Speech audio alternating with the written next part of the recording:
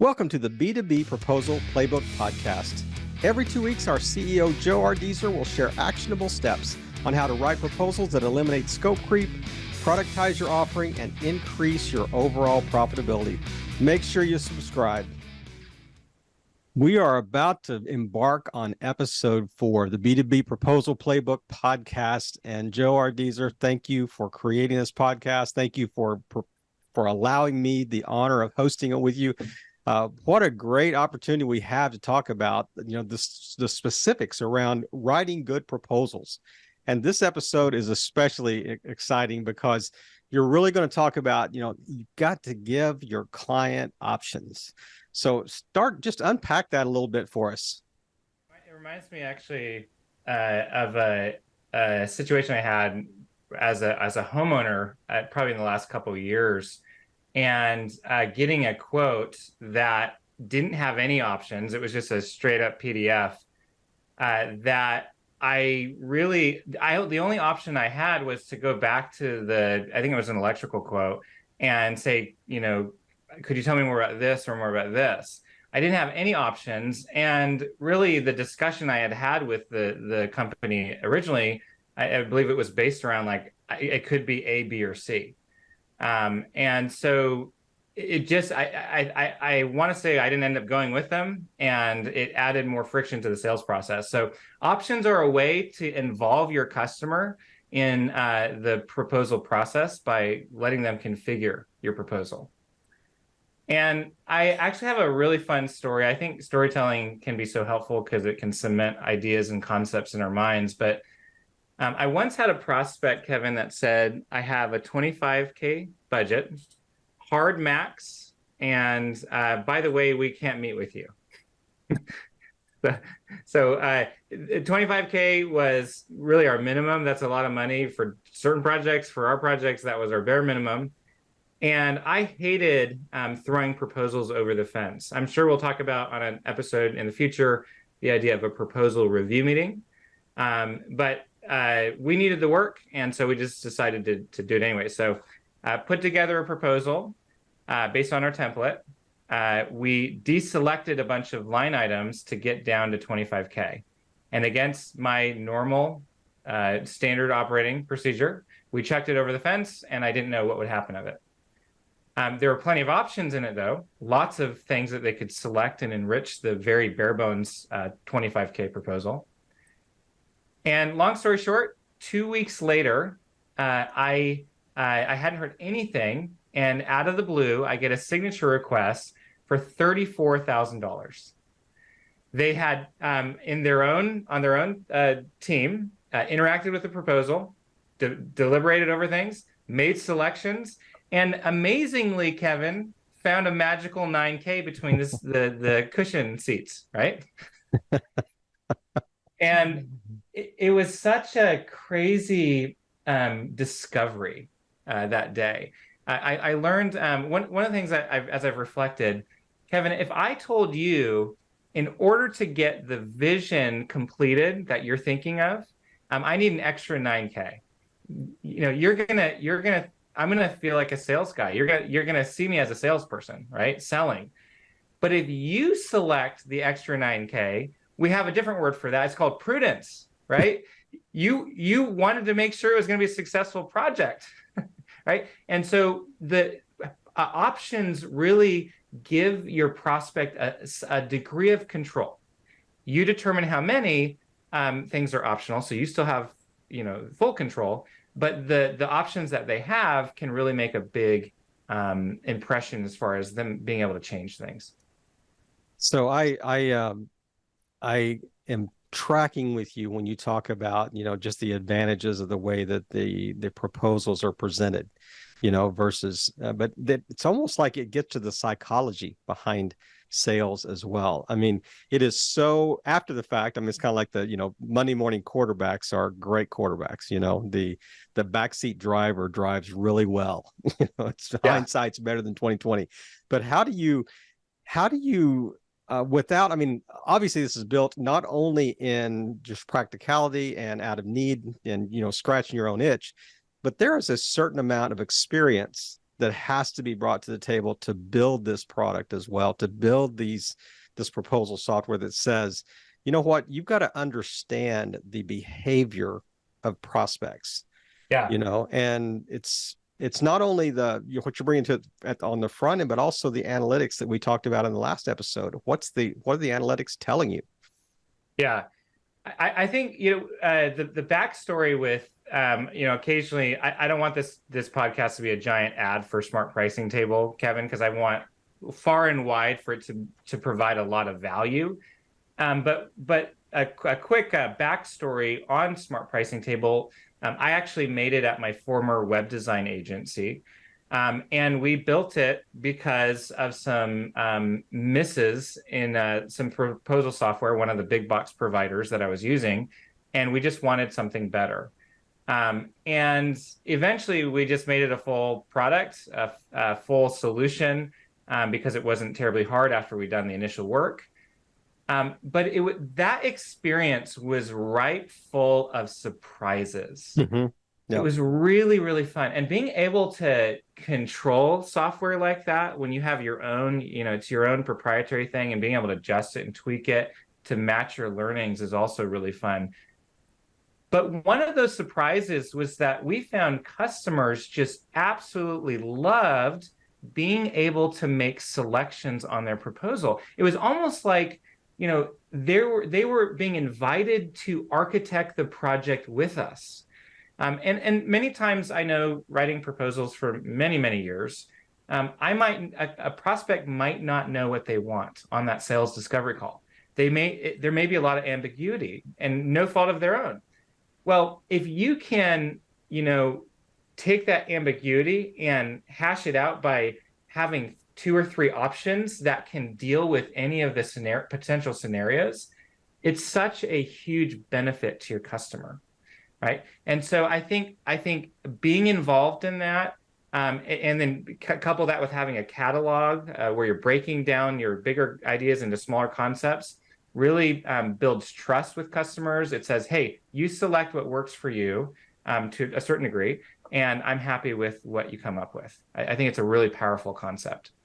Well, yeah, and I appreciate the fact, you mentioned earlier, we're not trying to turn this into an ad for Smart Pricing Table, but there are advantages to really specific, products that are designed for, unique purposes. And one thing that I was curious about when you started talking about the, especially the story you just gave, that the client, it's kind of self-selected, these additional features and decided they needed them without you pitching them, per se to them. But how do you avoid the proverbial race to the bottom, like just untick a bunch of these and you can get under budget type thing? And what's the inverse relationship, between what they need and what they'll pay for?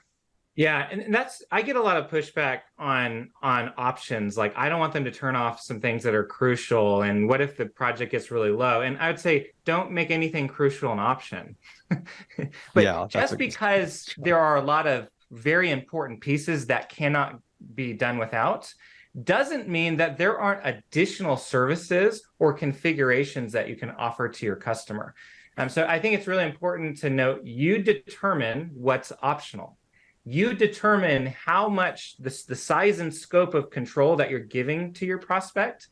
But I would say, 10, 20% of the line items being flexible, optional. I think that can really go a long way in building a bridge, building trust, and helping them feel involved in the process. I think when a proposal is just fixed, the prospect thinks this is all there is. Right. This is that's how they do their services, and I don't have any other options. And it's like, and little did the company know, like, we're losing a deal that we would happily adjust. We're going to lose it because they thought that this was a non-negotiable. I remember a customer of mine once said, I wish we'd started using the software sooner. We just lost a city deal over $300. And this is, tens of thousands, right? That's another challenge is, if you're going up against a bunch of different competitors and your customer is price conscious, that can actually help. And I always like to say, Kevin, I'd rather let's say a customer has a $20,000 budget. I would rather have them deselect a few things, get down to that budget and sign with me, and get 100% of that 20 grand. Then 0% of the 25 that I wanted, that I'm just not gonna get any of it because it didn't work for them. So again, you determine how much is optional, but I think it's a really valuable tactic. The idea of I mentioned a minute ago, the race to the bottom, type thing, but it's not that. It is. I think I saw a quote online that said, you can have your price on my terms, or you can have my price on your terms. Right. And so there is a direct, correlation, with that. And to your point about your story about your house, they gave you zero options. They said it's binary, take it or leave it. It's one or it's zero. You don't get a chance to negotiate or even consider, like what would be a workable solution. Right. But I like the idea of, to go back to a previous episode about you've productized your offering so much that you can kind of plug and play, to meet the needs of prospects in real time, very quickly, update pricing, and also exhibit professionalism, in the process, while in the sales process. But let's talk about just other features, that you see, or other benefits, I guess, that you see of giving customer options. I think one that comes to mind, I actually just thought of this idea today as we were talking in the green room, Kevin, but I call it the death of the discount. I hated giving discounts at my old business, at my old web design agency. It's like margins can be so thin in business already, and you're asking me to work for a discounted rate. Well, if I send you over a fixed PDF, Kevin, a fixed proposal that has no options, it's not cataloged out, there's no line items, it's just a few sentences and a price. Well, then you say, I have to give you a discount, right? That's my only option. But if I've modularized things, if I've created a catalog, and I've made some of those ideas optional, I can say something like this. Well, I'm able to go down on price. I can't give you a discount, and maybe you don't even need to say that part, but I'm willing to go down on price, but we also have to go down on scope. And in my head, and what I would say to my friends is, because I'm not running a nonprofit, right? I have employees to take care of. We're trying to build something here. We want to create a better product every single project is a better result. And so if a customer, the price doesn't work, instead of a discount, you work with them and you deselect some stuff, maybe on a screen share, you're going over the proposal together, and you just turn some things off. And a lot of times the prospect can just say, oh, okay, we could do that later. And they just need to mentally readjust what they thought they were going to get. But in that way, you get full price and your business can be a lot more predictable. Let's face it, building proposals is a pain for most agencies. It drains your time and energy, and the prospect of being ghosted is real. And what if I told you there's a better way? Introducing Smart Pricing Table, the game-changing interactive proposal software designed specifically for agencies like yours. Learn more at smartpricingtable.com. The way you kind of laid out that, I was just thinking about just the process and how, often we think about proposals as kind of like it's almost like the final step in the yes or no decision, of the sale. But it actually has a benefit earlier in the process. Like what are some other stages of the sales process that you think proposals could also play a role in, whether it's seeding, whether it's, what other stages do you have, in that process? Yeah, I really like when I have a prospect that I'm going to pitch on something, I generally would require that they meet with me to go over the proposal. And this is where interactivity or options can also be a huge win, because on that meeting, I can actually turn things off and on. Talk about cutting down on back and forth. If you can have a proposal review meeting and you're talking with your prospect and in a matter of 20 minutes, you can maybe you add an additional line item on the fly, you turn some things off, you make some quick adjustments. I mean, just such a huge benefit there to be able to interact together. I'd also say that options are really beneficial for phase 2 seed planting. So I saw this first experience a lot where, we would put together a proposal, and the line items, the offerings that I suggested weren't always going to happen right away, but I've laid a foundation for the future. I like to, this is a fun story that will stick. I've often shared my potluck strategy with friends. And the idea is, if I'm going to a potluck or some kind of group event where you need to bring something, it's really important you take your side or your main dish or whatever, you put it on the table, but there's this really crucial thing you have to do, and that's take the plastic off and put a spoon in it. Now, this is kind of silly, but Kevin, I think people literally in their mind, they're like, if you don't do that, they're like, well, maybe this food was for a different event. Right? I can't open the plastic myself. It's not mine. That's way too complicated. And your conversion rate or your consumption rate goes massively down, or maybe zero, because you simply didn't take the plastic off and put the spoon in. And I think for a lot of times we make sales, we can make sales simpler by just putting something on the table properly. Having I like to tell my customers and the folks that I talk to, think of your proposal more like a brochure, or let it kind of double as a brochure. You're going to outline, these are the 80% of it is what we talked about on the sales call. It's the things that they need. But add 10 or 20% as additional options for them to consider. I liked having a specific section in the scope of work table that said that, additional items to consider. I would then put 2 or 3 things in there based on the sales call, based on my intuition, something I think they might like. And I can't tell you, Kevin, how often people would turn on things that I didn't even know they wanted, simply because I was offering it. Your customer, your prospect does not know everything that you do. They simply don't. You have to tell them, and you have to tell them in a way where it's not making your sales call 2 hours. Yeah. So a section in your proposal where you can pitch a few additional items can really pay dividends. So I love the idea of offering, the client, offering the prospect choices and kind of select in, select out, that type of thing, and really to feel like they're in control of the process, that they're not being sold to, they're being offered, options. But is there a danger at some level? Is there a psychology to how many choices you give them? I mean, is there ever a danger of, an paralysis analysis or analysis paralysis, I guess? I would say if you get over 35%,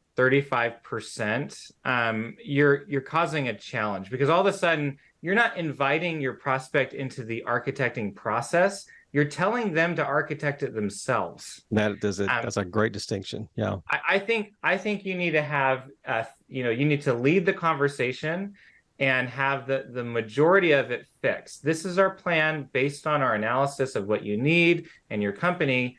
And then these are some things we'd like you to consider. I think we talked about this. I'm really excited for the meeting, or the podcast where we do the proposal review meeting, because that meeting is also a great time to pitch them on these additional options, where you can say, hey, I also just know I put these in here, zero pressure. But I thought you might be interested, since you did social media management, you're interested in that. I thought you might be interested in cold email outreach as a service we could provide as well. And oftentimes the prospect's like, oh, you do that service? I had no idea. That's really interesting. Let me talk to Julie, right? Let me talk to my team, and let's see if that's something we might be interested in, because we do need that. And you talked about, pre-seeding as well. I mean, they may not need it today, but you may have sparked something, and they may take the first 5 features, and then they get, 6 months roll back and say, hey, we actually have a need for this now. The two things you mentioned. But Is there, you talk about the kind of that proposal review meeting that, you got me excited about wanting to get to that episode too now, but the idea of like walking them through the process, allowing them to understand what the offering is, to select in, select out, to kind of tailor, it for their needs and their budget. But what other advantages? Have you ever like saved a sale, by having options built into that review meeting? I think that being able to configure it and personalize it can really make a big difference. And there was this. I used to tell customers, I don't care if you select 10,000 or you select 100,000. Now, I'm not saying that works for everyone, but you select what works for you. Mm-hmm. And on the back end, we just made sure that we only offered things where we would win. There are ways to break things down. There are ways to structure things so that you can give them a degree of optionality, and then you still totally win. And that's one of the core concepts I like to talk about is continuous improvement. I'm always going back to my system and I'm improving things. And if someone like deselects something that was crucial, you got the deal, but that wasn't ideal, then go back and fix that. Adjust it, figure out, ask the question, how do we win next time since we didn't win this time? I'm totally fine with failing. I want to fail quicker, and I only want to fail the same time once if possible. And fail forward, fail in the learning posture for sure. What are we've talked about a lot of things around just the power of options. What would be a good way to just kind of wrap the episode up related specifically to this kind of this general topic of options, and just kind of wrap us up with just kind of this is another thing that you really need to keep in mind. I think if there's one thing that you consider when we're thinking of the concept of upsells is your bottom line. Because if someone being able to lower the price 5% allows me to get the deal, that affects my bottom line. If the options build trust and they go with me because they like that format, they like that I'm being transparent, that affects your bottom line. If someone adds a bunch of things because you simply put them on the table, that affects your bottom line. So if some of the things that we've gone over today, you're like, oh, that's helpful, but that's not like bringing home the bacon for me. Just think about revenue. Again, I saw from my own experience, a proposal project price go up probably about 40% over the years, utilizing this methodology of giving customers choices. And so for your revenue sake, for your morale sake, really consider options. And what another great episode with the B2B Proposal Playbook Podcast with CEO Joe Ardeeser, and just really drilling down on the importance of giving the prospect options, giving them more reasons to be able to say yes. And I appreciate you taking the time today, Joe. It's always good to connect with you and to really walk through this, and it has such a broad appeal, to sales organizations globally. They all struggle with the same things. So anything that you want to just wrap us up with today? I think we covered it well, Kevin. I'm looking forward to our next episode, and I'll be ready to jump into some more exciting topics. All right, Joe. Thanks again. Have a great weekend, and we'll catch you in a couple of weeks. You too, Kevin. And just ask yourself this question. Are you leaving money on the table with your proposals? Introducing Smart Pricing Table, the ultimate agency proposal software with built-in upsell features. Maximize your revenue potential today. Visit smartpricingtable.com/DAG to learn more and download our free guide, The Profitable Proposal Blueprint.